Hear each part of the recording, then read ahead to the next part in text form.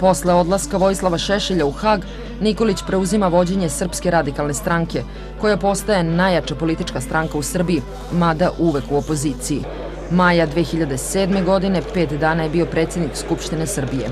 Sa tog mesta otišao je nakon dogovora Demokratske stranke i Demokratske stranke Srbije oko formiranja vlade.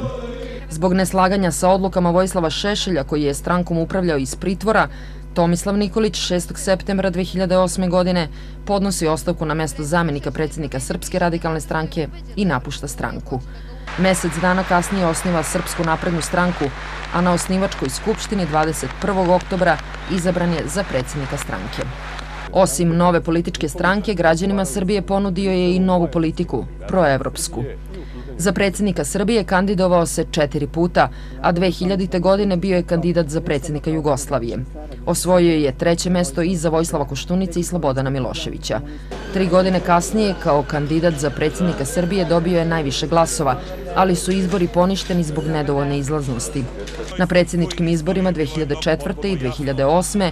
u prvom krugu dobija više glasova od protiv kandidata demokrata Borisa Tadića, ali u drugom krugu oba puta gubi sa malom razlikom. U prvom krugu izbora 6. maja osvojio je 979.216 glasova ili 25,05%.